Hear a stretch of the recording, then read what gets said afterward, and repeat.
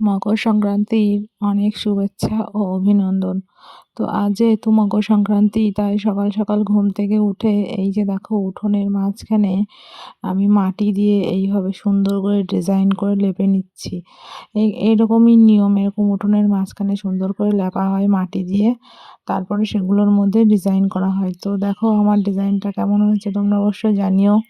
এই যে এখানটা আমি লেপে নিয়েছি, তারপরে তুলসী তলার ওখানটাও একটু ডিজাইন করেছি। আর এখন দেখো প্রদীপ জ্বালিয়ে তারপরে হচ্ছে ধূপ জ্বালিয়ে নেব। আর এখানে আমার শাশুড়ি মা একটা সিঁদুরের ফোঁটা দিয়ে দিল আর বলল আমাকে আলপনা দিতে। তো আমি এই যে চালের গুঁড়ো গুলে নিয়েছি আর একটা ছোট্ট গ্লাস দিয়ে এরকম করে গোল গোল করে দেব। তো বাস্তু পুজো বলে, এই বাস্তু পুজোটা এভাবেই করা হয়। তো এই যে এখানে 7টা গোল আঁকবো।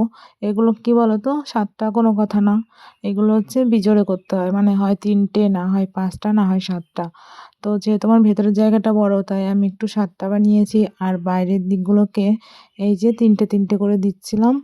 আর আমার শাশুড়ি মা হচ্ছে মাঝে মাঝে সিঁদুরের ফোঁটাগুলো দিয়ে দিচ্ছিল। তো এইরকম করে দেখো দিয়ে নিয়েছি। আর যেহেতু আমার শ্বশুরমশাইরা 4 ভাই, আমাদের একটাই উঠোন, মানে সবার পাট পাট আলাদা আছে।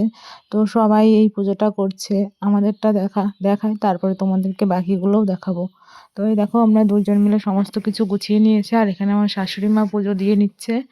আর এই যে চলো তুলসী পিঁড়িটাও একটুখানি দেখিয়ে দিই। এই দেখো এখানটা এইভাবে লেপে নিয়েছি। আর এইটা হচ্ছে আমার মেজমার পুজো, মানে আমার মেজ শাশুড়ি মা।